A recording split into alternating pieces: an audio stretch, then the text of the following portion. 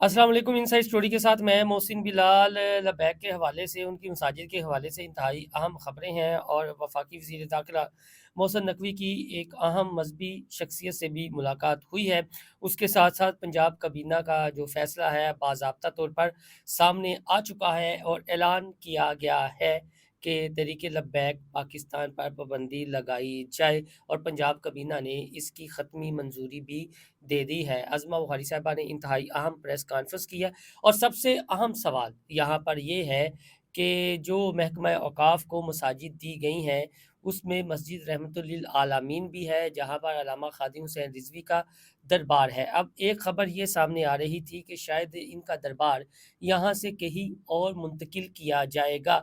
ये क्या कहानी है और ये फ़िलर छोड़ा गया है या इसमें कोई हकीकत है, ये भी आगे चलकर मैं आपको बताऊँगा, ताकि आपके सामने ये जो मैंने खबरें डिस्कस करनी है उसके साथ ये डॉट भी मिल जाए और क्लियर हो जाए कि वहाँ से उनका दरबार वाक़ई शिफ्ट किया जा रहा है या नहीं, या महज़ ये एक अफ़वाह है। तो सबसे पहले बात कर लेते हैं जी कि आज जो मसाजिद में जुमा अदा किए गए 40 के करीब ज़राए के मुताबिक मसाजिद ऐसी थी कि जिनका कंट्रोल महकमा औकाफ़ ने सँभाला और वहाँ पर महकमा औकाफ़ के जो इमाम हैं, उन्होंने खुतबात दिए और दुआया तकरीबात करवाईं और फ़लस्तीन के हक़ में वहाँ पर दुआ करवाई। तो 40 के करीब जो मसाजिद है, उसका कंट्रोल महकमा औकाफ़ ने अब बाकायदा तौर पर सँभाल लिया है। तो लिहाज़ा अब ये किसी के ज़हन में अबहम नहीं रहना चाहिए कि कोई अमली इक़दामात नहीं हो रहे, बल्कि अमली इक़दामात हो रहे हैं और अमली इक़दामात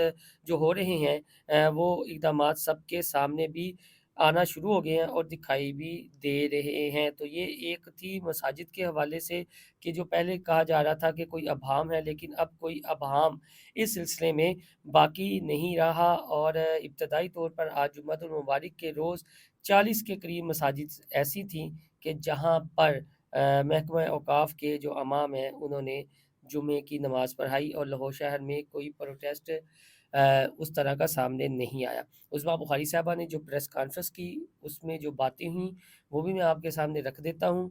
किसी को बुनियादी हकूक़ सल्ब करने की इजाज़त नहीं दी जा सकती।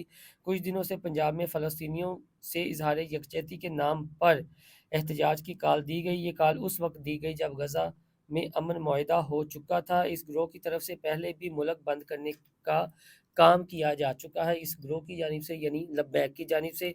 इस दफ़ा रियासत और हुकूमत ने मिलकर ये फ़ैसला किया है कि सब कुछ नहीं होने देंगे। ये जो कुछ हो रहा है, हुज़ूर पाक सल्लल्लाहु अलैहि वसल्लम का नाम इस्तेमाल करके अफ़रा-तफ़री फैलाई जाती है, मज़हब का नाम लेकर करोड़ों रुपए जायदादें बनाई जाती हैं। ताजर बरादरी ने और दीगर ने ये एहतजाज की कॉल मुस्तरद कर दी है। पंजाब काबीना ने टीएलपी को बैन करने के लिए वफाकी हुकूमत को समरी भिजवा दी है। स्पीकर एक्ट पर अब सख्ती से अमल किया जाएगा। उज़्मा बुखारी साहबा ने वही बात की है जो मरियम नवाज़ की ज़ेर सदारत इजलास हुआ था और इजलास में अहम फ़ैसले किए गए थे। तो अब मेरे ख़्याल में कोई अबहम इस सिलसिले में बाकी तो नहीं रहा कि टीएलपी के हक़ में कोई आवाज़ उठे और उसको कानून के कटहरे में ना लाया जाए उस तरह, और ये अकाउंट वग़ैरह भी बंद होना शुरू हो गए हैं। तो इस दफ़ा कुछ चीज़ें ज़्यादा मुख्तलिफ़ दिखाई दे रही हैं। कोई सख्ती ज़्यादा होगी बनिस्बत पिछली हुकूमतों के। मोहसिन नकवी साहब ने जो मुलाकात की है ना, मोहसिन नकवी साहब ने भी इंतहाई अहम मुलाकात की है और मोहसिन नकवी साहब ने जो मुलाकात की है, वो मुलाकात की है जमीयत उलमा इस्लाम पाकिस्तान के जनरल सेक्रेटरी अलामा अवैस अहमद नूरानी, उनके साथ उन्होंने मुलाकात की है और मुलाकात में मोहसिन नकवी साहब ने ये यकीन दहानी करवाई है कि किसी भी बेगुनाह के खिलाफ कोई कार्रवाई नहीं की जाएगी।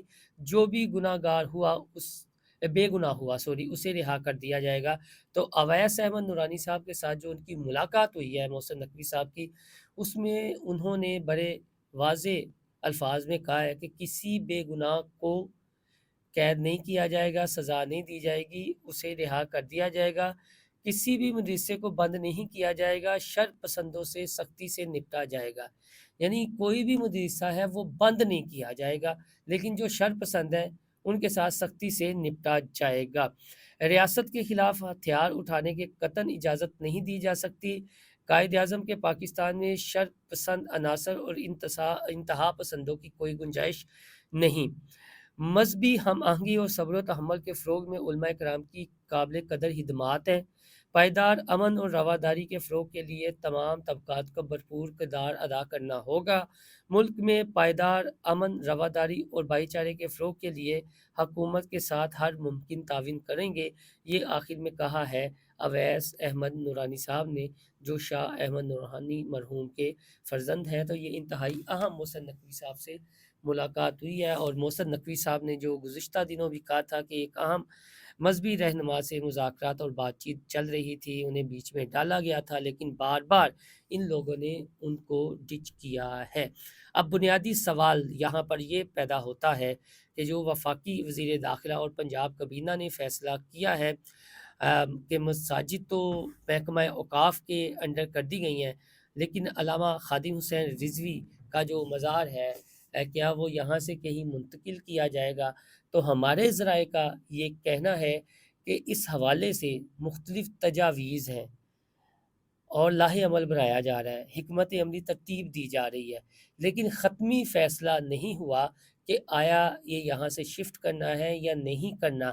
لیکن یہ ضرور ہے کہ اگر شفٹ نہ بھی کیا گیا، جس کے چانسز زیادہ ہیں کہ یہاں سے دربار شفٹ نہیں کیا جائے گا، تو یہ محکمہ اوقاف کے انڈر جس طرح دیگر دربار ہیں جن کا ہولڈ محکمہ اوقاف کے پاس ہے، گو کہ وہاں پر مختلف گدی نشین بیٹھے ہوئے ہیں، لیکن محکمہ اوقاف ہی ان کو لک آفٹر کرتا ہے، تو محکمہ اوقاف ہی اب اس کو لک آفٹر کرے گا۔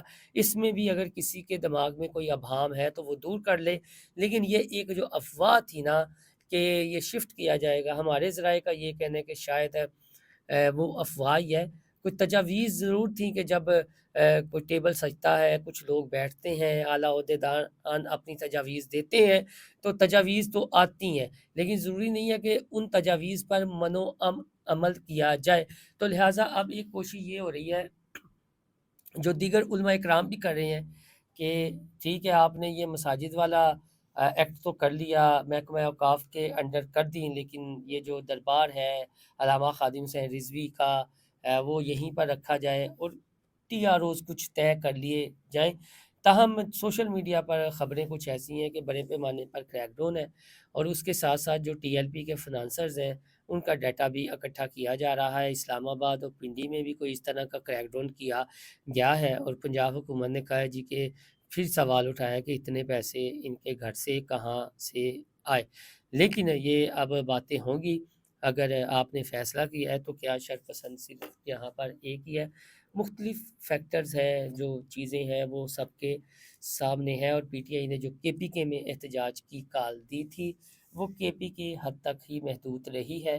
لاہور میں ٹی ایل پی کے حق میں جو پی ٹی آئی کی احتجاج یا انہوں نے کچھ کرنا تھا وہ ہمیں کہیں پر دکھائی نہیں دیا۔ کے پی کے کی حد تک ہے، لیکن وہ یہی ہے کہ وہ یہاں سے ہمدردی حاصل کریں، انہیں آکسیجن ملے، اور اس کے بعد وہ پھر ایک ایسا ماحول کریٹ کر کے نومبر میں کے مہینے میں پھر وفاق پر کوئی چڑھائی کرنے کا بندوبست کریں، لیکن یہ بھی چانس کم دکھائی دے رہے ہیں۔ اپنا فیڈ بیک ضرور دیجیے گا۔ اللہ حافظ۔